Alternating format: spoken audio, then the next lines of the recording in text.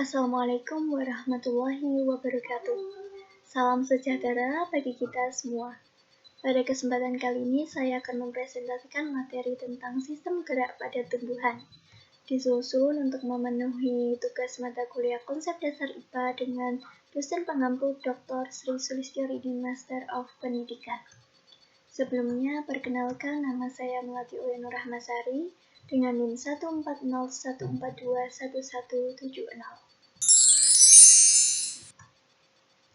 Gerak pada tumbuhan. Dilansir dari buku Aneka Gerak Benda tahun 2019, gerak adalah proses perpindahan tempat dari posisi awal ke posisi akhir. Sebuah benda dikatakan bergerak jika posisinya berubah. Tumbuhan yang tak bisa menggerakkan dirinya sebenarnya juga bergerak ketika tertiup hembusan angin. Gerakan pada tumbuhan relatif tidak terlihat, karena hanya dilakukan oleh sebagian tubuh tumbuhan dan tidak seluruhnya. Tetapi hal itu juga termasuk gerak. Banyak tanaman rendah, terutama yang bersel satu, dapat bergerak dalam arti kata berpindah tempat.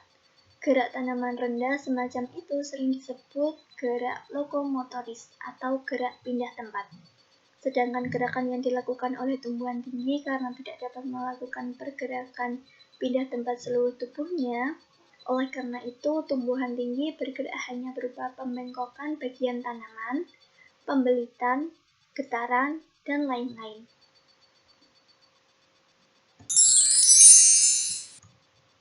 Jenis-jenis gerak pada tumbuhan. Berdasarkan atas penyebab timbulnya gerak dibedakan menjadi gerak tumbuh dan gerak turgor. Gerak tumbuh adalah gerak yang ditimbulkan oleh adanya pertumbuhan sehingga menimbulkan perubahan elastis atau irreversibel. Sedangkan gerak turgor adalah gerak yang timbul karena terjadi perubahan turgor pada sel-sel tertentu dan sifatnya elastis atau reversibel. Berdasarkan arah rangsangannya, dibedakan menjadi gerak higroskopis, gerak etionom, dan gerak endonom atau autonom. Gerak higroskopis. Gerak higroskopis disebabkan oleh perbedaan kadar air yang mempunyai kemampuan yang tidak sama dalam menerima dan melepaskan air. Jika lingkungan dalam keadaan kering, sel-sel yang lebih cepat melepaskan air akan berkerut, sementara sel-sel yang lainnya relatif tetap. Contohnya adalah pecahnya anulus pada sporangium paku dan membukanya gigi peristom pada sporangium tumbuhan lumut.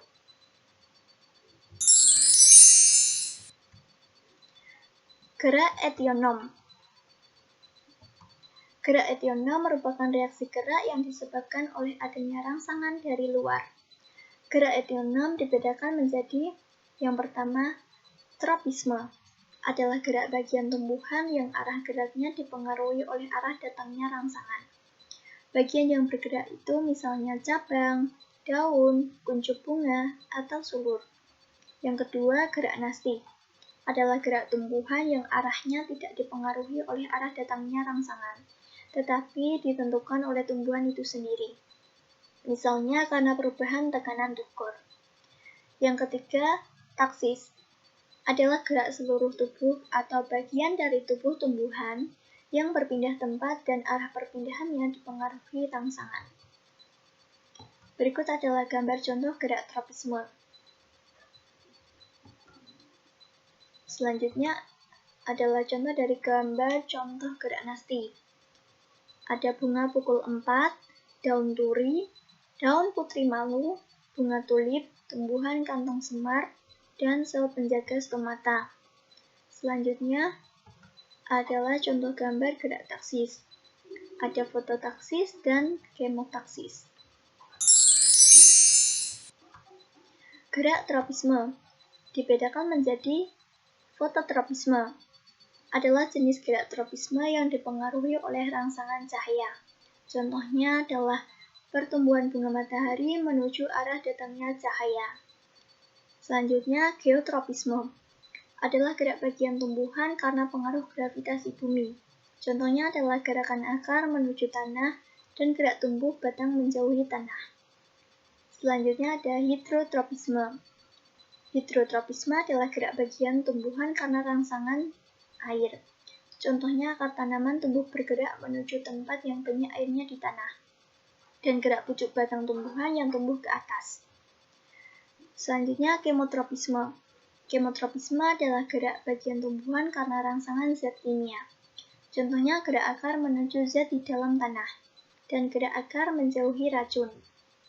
Selanjutnya, tigmotropisme.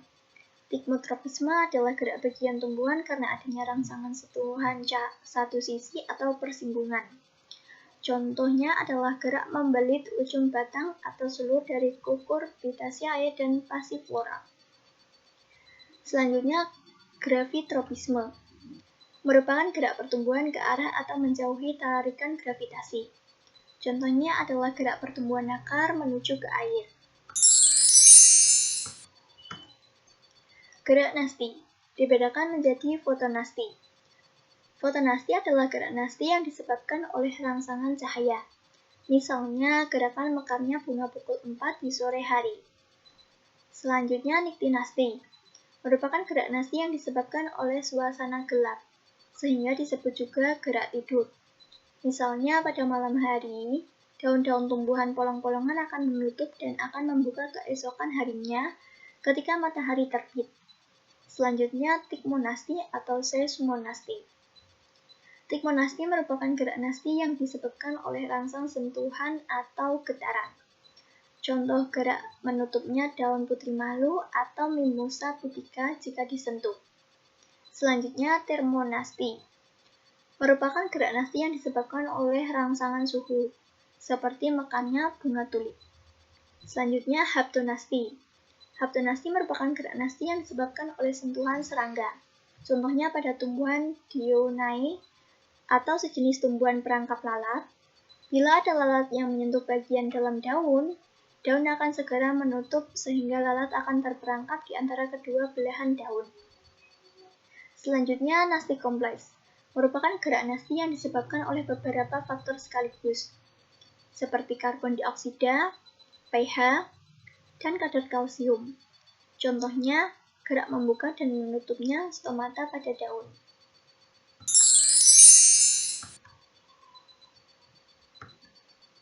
Gerak taksis dibedakan menjadi kemotaksis dan fototaksis. Kemotaksis merupakan gerak taksis yang disebabkan oleh rangsangan zat kimia.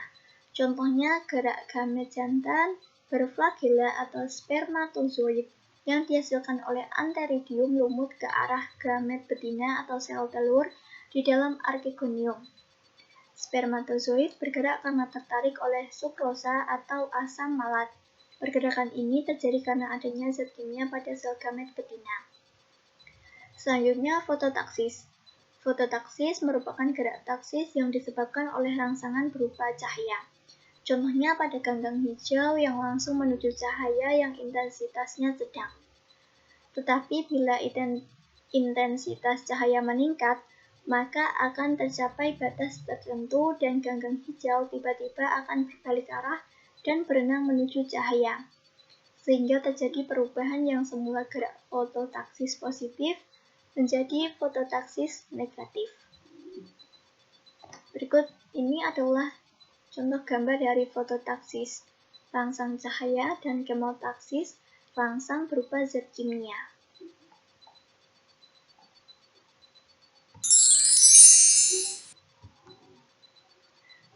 Gerak endonom.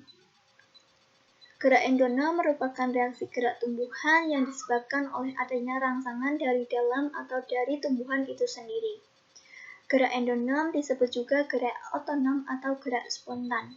Contohnya dari gerak endonom adalah gerak pertumbuhan dari bagian-bagian tumbuhan seperti akar, batang, daun karena akibat pengaruh dari pertumbuhan dan misalnya pada aliran plasma sel.